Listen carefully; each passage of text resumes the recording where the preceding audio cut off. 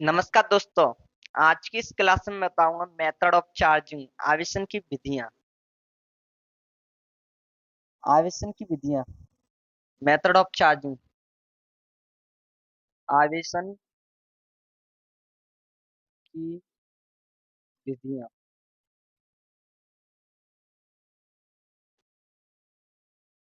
Method methods of charging. Charging method of charging, आवेशन की तीन विधियां होती हैं। मेथड ऑफ चार्जिंग की तीन विधियां होती हैं। फ्रैक्शन, इंडक्शन, इलेक्ट्रो इलेक्ट्रो या इंडक्शन, और आपकी कंडक्शन, चालन, प्रेरण और घर्षण। तो यानी आपकी मेथड ऑफ चार्जिंग, आपकी friction, induction, conduction. Method of charging यानी charging on friction, charging of induction, charging of conduction. यानी आवेशन की घर्षण विधि, प्रेरण विधि और चालन विधि। ये तीन विधि, इनमें से जो ज्यादा इंपोर्टेंट है आपकी ये फ्रैक्शन वाली इंपोर्टेंट ज्यादा है, वेरी वेरी इंपोर्टेंट। तो इसी पे चलते हैं। Fraction, charging on fraction. क्या होता है चार्जिंग ऑन फ्रैक्शन? चलो,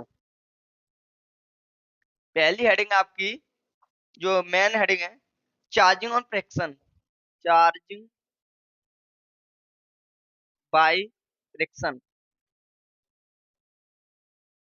घर्षण द्वारा प्रेरण। घर्षण द्वारा प्रेरण। वीडियो को पूरा वॉच करें क्योंकि तभी आपके समझ में आएगी। आपका ये मोस्ट इम्पोर्टेंट पोर्शन रहता है क्लास 12th का। और किसी भी एग्जाम की बात करें जिसमें इलेक्ट्रोस्टैटिक्स वाला चैप्टर आता है, इस तरह वैद्युतिकी वाला चैप्टर आता है, तो आपको यहाँ से बहुत गहराइयों तक इस क्वेश्चन को ले जाऊंगा। मैं जानता हूँ कि यहाँ से कोई भी जो आपका थ्योरेटिकल क्वेश्चन नहीं बनेगा, न रटने की आवश्यकता है कोई। आप वीडियो को पूरा वॉच करें, उसके बाद कमेंट में आपका ओपन है, कमेंट बॉक्स खुला हुआ है, उसमें आप कमेंट कर सकते हैं अगर अगर आपके समझ में नहीं आए तो। चलिए, देखो, इसमें चार्जिंग और फ्रैक्शन में होता है आपकी दो बॉडी। चलो देख लेते हैं हमारा वीडियो शूट हो रहा है या नहीं। चार्जिंग और फ्रिक्शन, देखिए इसमें क्या होता है। देखिए, मैं लिखने पे कम ध्यान देता हूँ, ज्यादातर आपको समझाने पे ज्यादा ध्यान दूंगा। अगर आपकी समझ में आएगी तो आप ऑटोमेटिकली आप ही अपने आप लिख लेंगे। तो देखिए, आपकी दो बॉडी होती है, उसको आपस में कांटेक्ट कराया जाता है। यानी आपकी दो बॉडी, और यानी दो ऑब्जेक्ट या बॉडी, उनको आपस में संपर्क कराया जाता है, कांटेक्ट में लाया जाता है।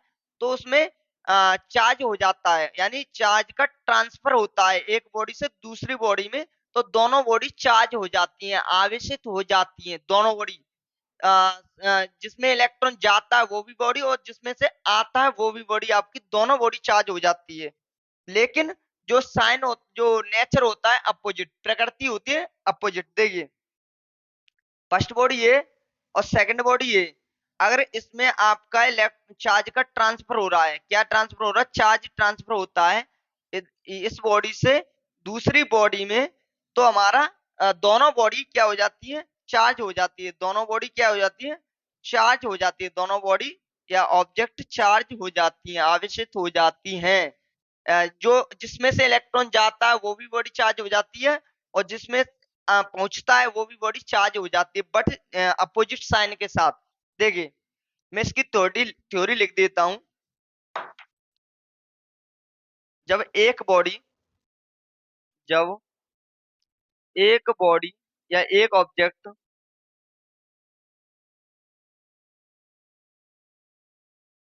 किसी दूसरी बॉडी से किसी दूसरे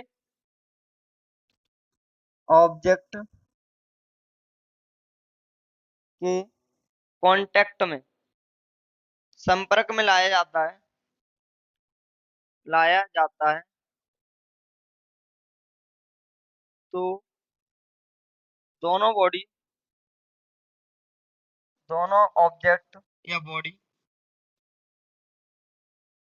चार्ज हो जाते हैं। आवेश चार्ज यानी आवेशित, आवेशित हो जाते हैं, हो जाते हैं।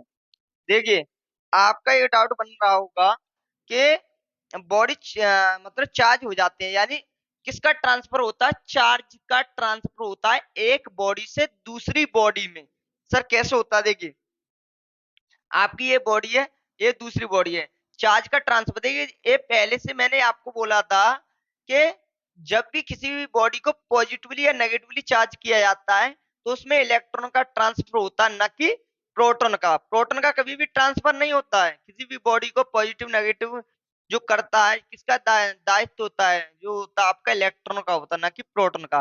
तो इलेक्ट्रॉन ही किसी भी बॉडी को पॉजिटिव करता है और किसी भी बॉडी को नेगेटिव करता है। पॉजिटिव कब होगी? किसी बॉडी से इलेक्ट्रॉन निकल जाए, और नेगेटिवली कब होगी? किसी बॉडी में इलेक्ट्रॉन आ जाए। तो देखिए, ये बॉडी है तो ये ऑलरेडी उदासीन कंडीशन में है, और ये दूसरी बॉडी है, ये भी ऑलरेडी उदासीन कंडीशन में है। ये उदासीन की कंडीशन मैंने ये बताई थी कि उदासीन का मतलब ये नहीं होता, न्यूट्रल का मतलब ये नहीं कि उस पर इलेक्ट्रॉन नहीं है, उस पर चार्ज नहीं है।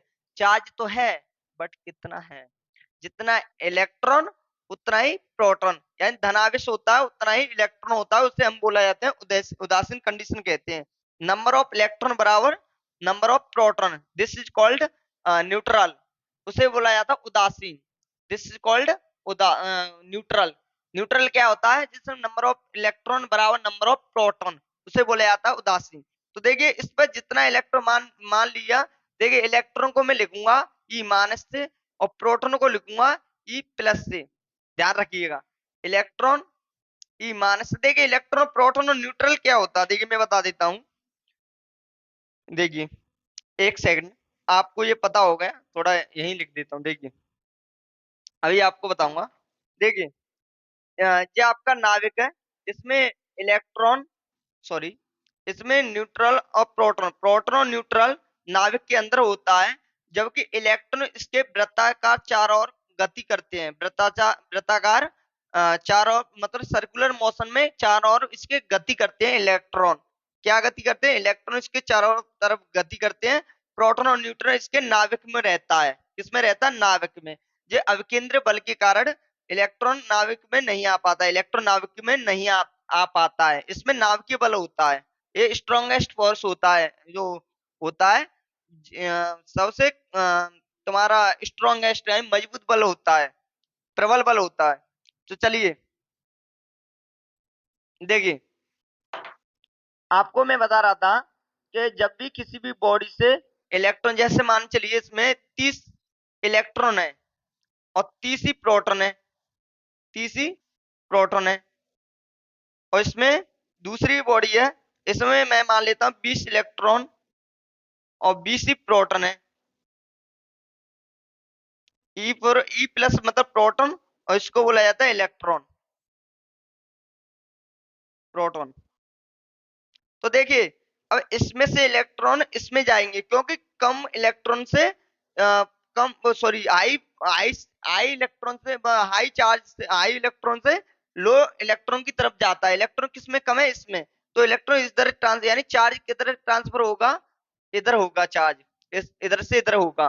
तो देखिए, यानी जिस बॉडी से ट्रांसफर होगा कम वाली, अधिक वाली से कम वाली की तरफ होता है। तो चलिए मैं इस पे उदाहरण बता देता हूँ, फ्रिक्शन वाले पे, जहां से क्वेश्चन बनते हैं। देखिए, आपका मान चलिए सिल्क क्लॉथ, कौन सा क्लॉथ? Silk cloth. एक ग्लास रोड ले लेते हैं, ग्लास रोड, कांच की छड़, कांच की छड़, और दूसरी बॉडी ले लेते हैं ग्लास रोड, ग्लास रोड।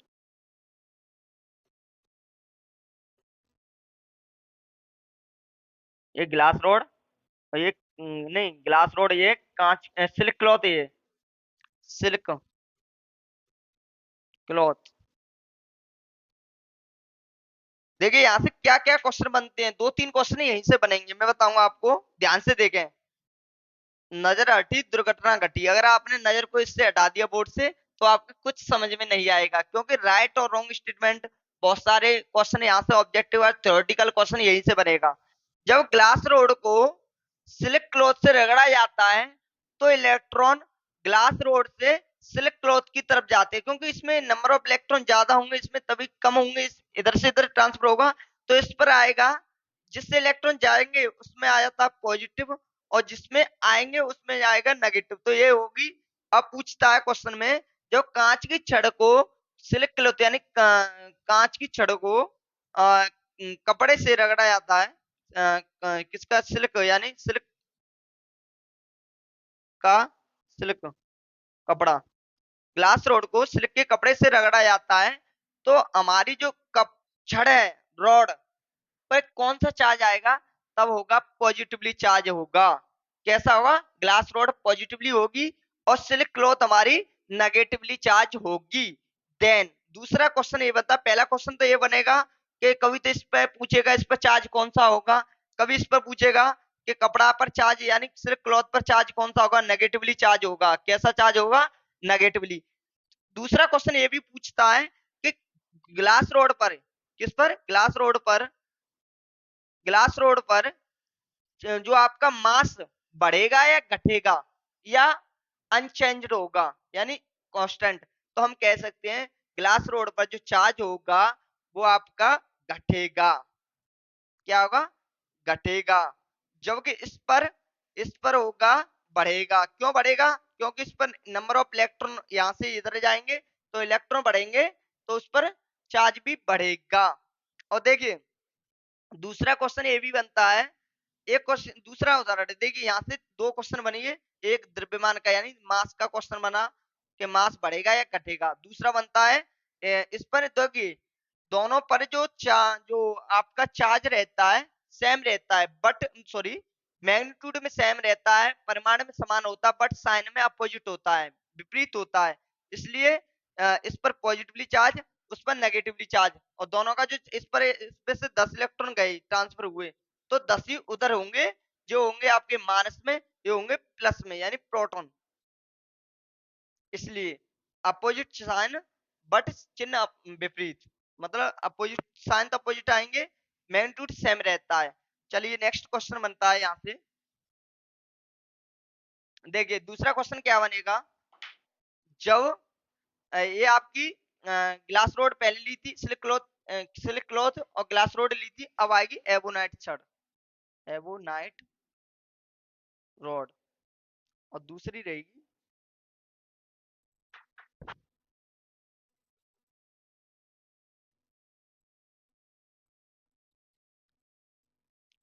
दूसरा क्वेश्चन ये है, जब एवोनाइट को ऊन से रगड़ा जाता है, किससे, ऊन से रगड़ा जाता है, तो एवोनाइट की छड़ पर कौन सा चार्ज होगा, पॉजिटिव या नेगेटिव।